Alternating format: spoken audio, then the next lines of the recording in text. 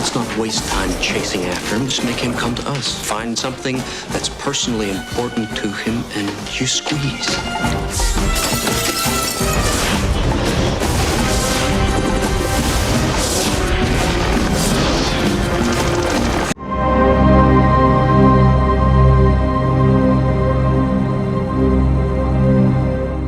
Hello everyone, my name is Prism, and welcome back to another video on the Prism's Media Spotlight YouTube channel. Today, or rather yesterday, I started my rewatch of all the Mission Impossible films. In total, there are 7 films, with the 8th coming out this May, on May 23rd, with Mission Impossible: The Final Reckoning. And what I want to do in this video is review every single one of the Mission Impossible films, and rewatch every single one of the films. So I rewatch and then I review, with a eventual final review for The Final Reckoning and a ranking of all 8 films. And so today, what I want to do is talk about the first film, Mission Impossible from 1996. Now, this is a copy I actually picked up at the Reading Goodwill, and it's in very nice shape here. It hasn't even been opened yet. It even has bonus features, but we'll talk about those another time. Anyways, what I want to do today is just give my general thoughts on the film.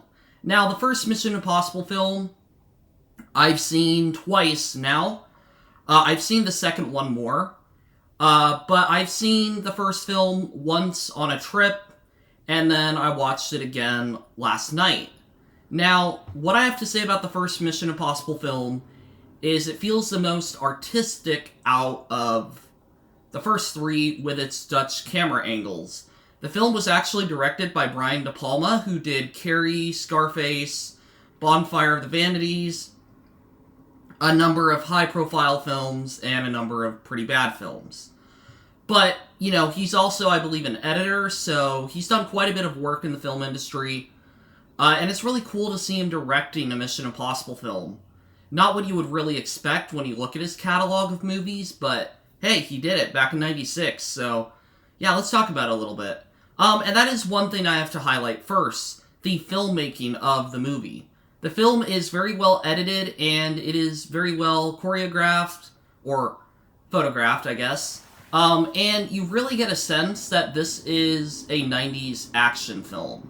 It's not overly cheesy, but you get the sense that this is them trying to make an action film in the 1990s, with Tom Cruise on a mission, and it's really fun.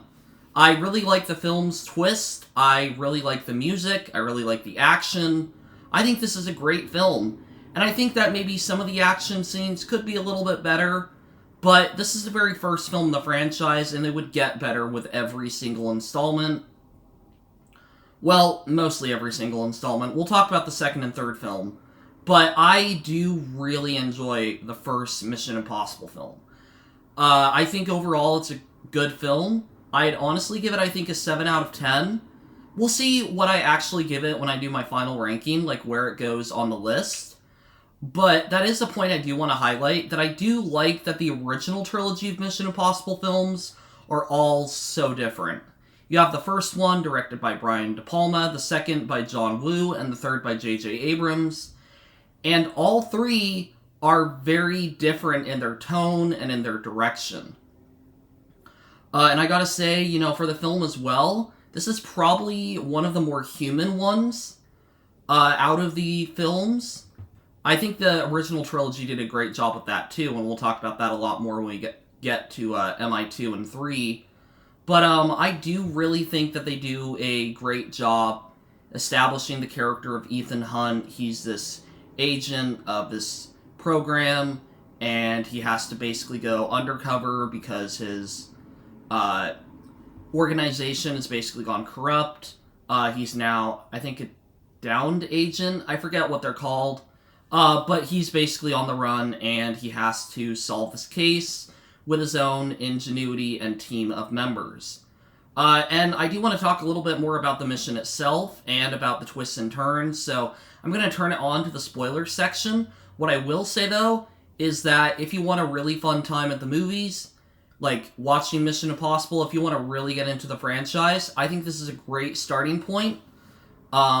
Not only because it's the first one, but I think it gets what's important about Mission Impossible. You've got the action, you've got the character, and you've got the team and the music. And I just think overall it's a pretty good film. But I'm going to go into spoilers, and so we'll talk about things a little bit more there. Alright, so I'm going to be getting into spoilers now. If you don't want to be spoiled on the movie, then I suggest you would leave the video or skip to the outro time step. But now we're going to actually go over the plot of the film and talk about the things that I like in it.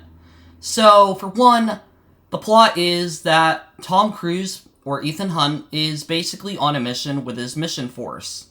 And they're told to recover a knock list of names. The knock list is basically a bunch of names that can be used to this corrupt organization's advantage. And as always, they have to recover the list, and if they're told to abort the mission, then they walk away. But on this night, it is found out that the team has been manipulated into this, that the knock list was not an issue and that it was a setup, but we'll get to that in a little bit. So Ethan Hunt and the agents are on their mission, and every one of them dies, except Ethan Hunt, and we'll find out later, Julia. Now, Ethan Hunt basically is the only one alive. All the others are killed off in brutal ways, and he is basically alone. He's always outside the government. That's the point of Ethan Hunt. He's helping the government, but obviously they don't condone what he's doing, per se. But, anyways, he is on his own. He ends up in Prague. That's where this is happening, or where he has a meeting with Kittredge, and he finds out that Kittredge set the whole thing up.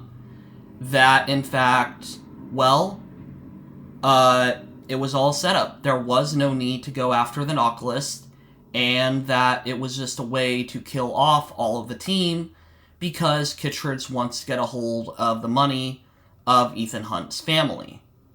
But then Ethan Hunt, realizing this, played by Tom Cruise, throws the explosive bubblegum and it blows up the water tank, and obviously the whole place gets flooded. Skip to a little bit later, and Ethan Hunt is back in his apartment trying to get a hold of the money.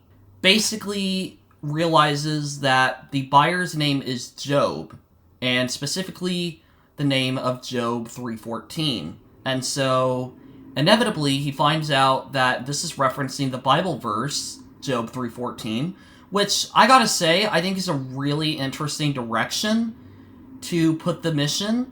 I think it's a risky direction, but I actually kind of like it, and I think it's really creative, and it makes it feel more realistic that they're actually using real written words to try and solve this mission in an action film. But while he's doing this, he ends up finding out that Max is the one who wants the knock name list and will give him the money that he needs. And he also finds out that Julia, even though he saw her get blown up in the car, actually survived and got out just in time. And so Ethan Hunt is basically with her now, and he has to establish his own MI force to go and get this knock list of names. Also because Kittredge is basically threatening his family, putting them in jail for a huge sum of money.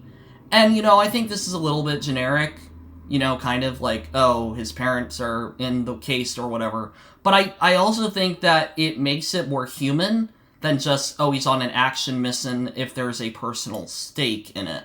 We don't meet his parents, so I think it's a little bit weak, but I also feel like if we did meet them, it would kind of ruin the pacing of the film. Anyways, him and Julia end up forming a team, and one of the main guys in it is Luther. Now, Luther will be in all of the Mission Impossible films, but in this film, he serves as Ethan Hunt's technical guy. He basically is the one on the computer, looking up all the stuff, setting off alarms, things like that. He is basically the internet hacker genius. And it's really fun getting to see him in this. I forget who plays him, but he does a really good job. He's always so much fun to see on screen. He adds a little bit of comedy to the film. And it really seems like him and Tom Cruise have a great relationship with how they act in the films. Like, you can really tell there's this chemistry there with all the actors, too. Like, there is really well done writing with all of them. But eventually he gets the knock list, you know, he manages to break into the Pentagon, I think, I forget exactly, in London, but then he finds out that Jim is alive. Now, Jim was his former boss, rather, or one of the main leaders in the mission, and he saw him die on a bridge, but actually he got out just in time, but not exactly, because you see, it was Jim who orchestrated the whole thing.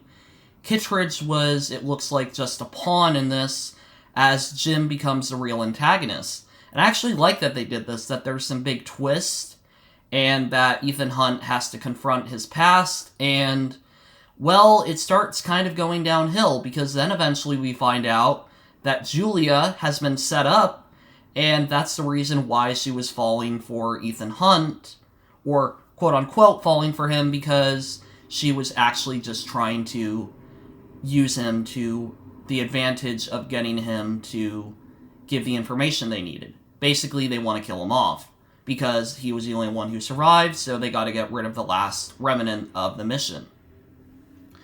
And I think that this all comes together really well. There's definitely a lot of great acting in here. There's a lot of Dutch angle usage. And I really like how the plot works. I like the Job 3:14 thing. They start throwing in some other Job verses. There's one point where the villain says, "Do not covet thy neighbor's wife." And it's just kind of funny that they put it in here. There's some great acting, like, not just acting, but some great writing in the film. There's some really good, memorable lines. And, you know, eventually we have the big final fight on a train. And even in 1996, Tom Cruise was risking his life. And the train stunt is really, really fun.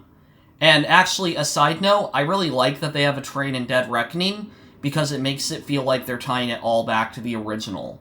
But we'll go back to that in a second. Basically, there's a big fight, Jim gets defeated by the wits of Ethan Hunt, and everything works out in the end. And Ethan Hunt basically goes off, and at the end of the movie, he's asked, "Do you want to listen to a film?" And she mentions, the attendant on the flight mentions the Caribbean, and we slowly hear the Mission Impossible theme coming back in. And actually, another thing too, this film was composed by Danny Elfman. Now, Danny Elfman is actually the guy who did Batman from 1989, along with a lot of other films. So, I actually forgot about that fact, but it was pretty cool seeing him compose this. And, like I said, I think this is a really solid film. I like the Bible verses. They don't ever take it to a point where it's, like, trying to be sacrilegious or anything. It's using specific verses to add to the mystery. It's not, like, trying to say that they're God or anything like that. It's just trying to use them as words. But I like it because it makes it feel more realistic, like they're actually trying to base some of the shenanigans and government stuff on these things. And I think the editing's really good. Like I said, I think there's some parts where it drags. I think the romance with Julia is a little bit weird. But, you know, obviously, like, all the faults that I have for this film, it's obvious that this was the very first one. But for being the very first one, it turns out really, really well. Like, they do a great job establishing everything and making this feel like a Mission Impossible movie. And that's why it works so well. Like I said, you know, there's some flaws, but they do a really great job tying it all together in the end. My only question is what happened to Kittredge, because Jim ends up being the main antagonist. So, did, like, Kittredge and Ethan Hunt make a pact or something? Or what kind of happened there? I just felt like what they did was they kind of made Jim be the main villain and almost Kittredge not be a villain as much. But I don't understand that fully. But, you know, whatever. It's a really fun action movie from the 90s. And I think, you know, it's really fun that they actually gave it a PG-13 rating, because it definitely doesn't have that darker edge that a lot of other action movies from around the 80s and 90s had. But that's my overall review of Mission Impossible. I hope you all enjoyed, and I thank you all for watching. I will see you in my review for Mission Impossible 2. Bye! This tape will self-destruct in 5 seconds.